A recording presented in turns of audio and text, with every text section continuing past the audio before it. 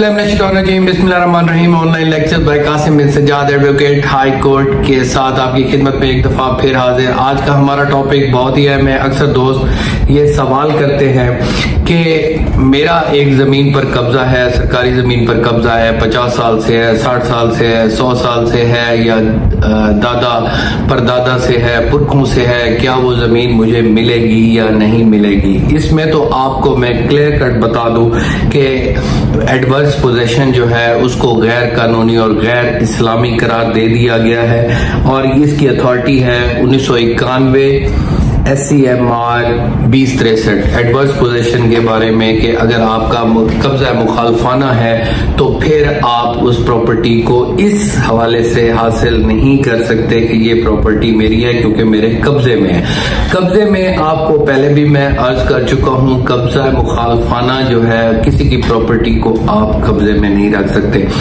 Even ज़राई इस्लाहात जो हैं उनको भी 1999 में कट ऑफ डेट 3 मार्च को उसको खत्म कर दिया गया कि ज़राई इस्लाहात मुज़ेरे को वो प्रॉपर्टी दे देगी, वो भी गलत है।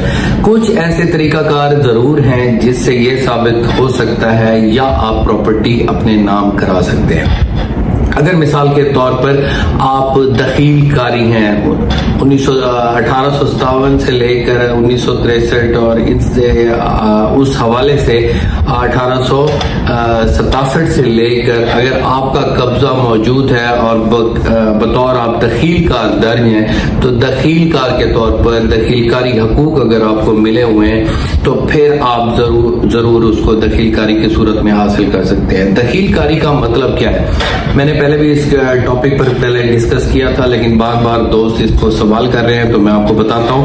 वो पहली बात तो ये है कि आपकी जमाबंदी में अगर आप देखेंगे तो कब्जा के खाना में जहां पर कब्जा लिखा जाता है खाना काश्त में, वहां आप दखीलकार 1887 लिखा हुआ होगा। अगर आप 1887 के दखीलकार हैं तो फिर आपको वो प्रॉपर्टी बतौर मलकियत मिल सकती है। दखीलकार होता क्या है? दखीलकार जो होता है वो दखल करने का हक रखता है। दखल से लफ्ज दखीलकारी है।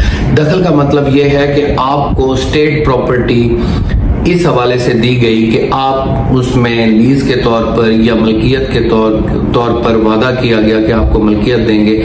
वेस्ट लैंड हुआ करते थे, लोगों के पास वसाइल थे लेकिन स्टेट प्रॉपर्टी हुआ करती थी। तो स्टेट ने क्या किया कि वेस्ट लैंड को काबिल काश्त करने के लिए उन्होंने ये कानून बनाया कि इनको किसी न किसी तरीके से दे दिया जाए ताकि ये हमें कुछ अर्सा रेंट दें। उसको या तो नहर खुदवाने की सूरत हुआ करती थी या वेल्स बनाने की सूरत हुआ करती थी या मुख्तलिफ उसको आबादकारी के तहत उसको आबाद किया जाता था, पट्टेदारी पर दे दिया जाता था और वादा किया जाता था कि अगर आपने ये काम पूरे कर दिए तो आपको इसको दखीलकारी हकूक मिला दिए जाएंगे।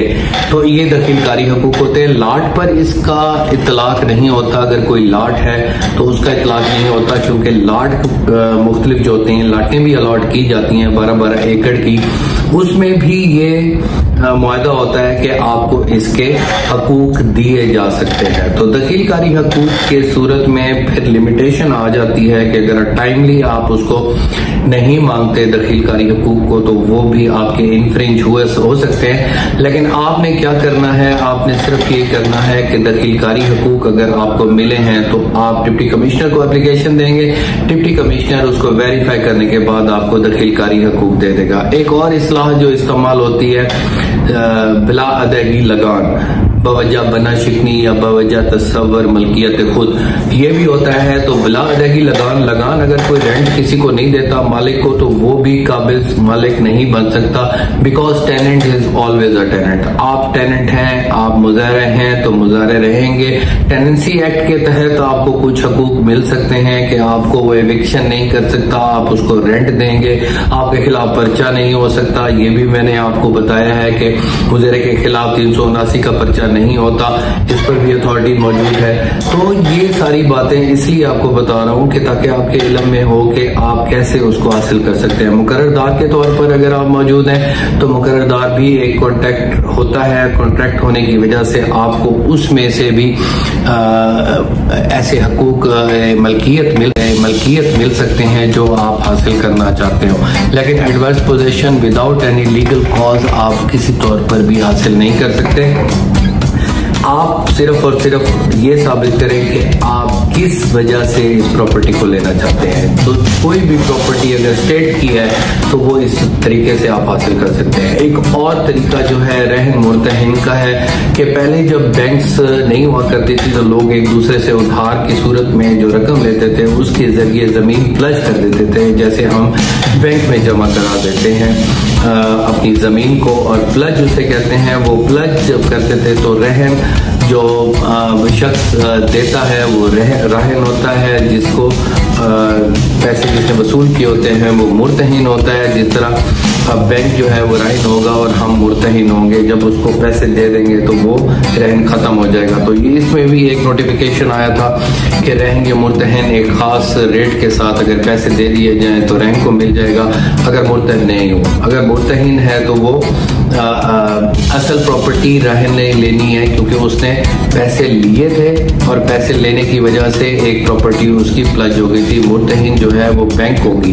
तो इस तरीके से हिंदुओं से भी लोगों ने प्रॉपर्टी प्लज करवाई और पैसे देकर वहां पर हिंदू मुर्तहिन थे। तो मुर्तहिन जब चले गए तो उसके बाद वो सेंट्रल गवर्नमेंट हो गई प्रॉपर्टी, क्योंकि इसी प्रॉपर्टी के एवज उन्होंने इंडिया में जाकर प्रॉपर्टी ले ली।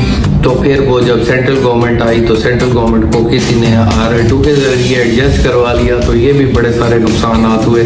RL2 जिसने भी मुर्तहिन पर एडजस्ट करवाई वो मसाइल में ही रहा, क्योंकि असल मालिक जो है वो राहनी होता है, मुर्तहिन नहीं होता। हाँ, मुर्तहिनी अगर राहन ना आए तो फिर मुर्तहिन छुड़वा सकता है। तो ये तमाम इन अंदाज से दखीलकारी बिलादगी लगान बवजह बना शिकनी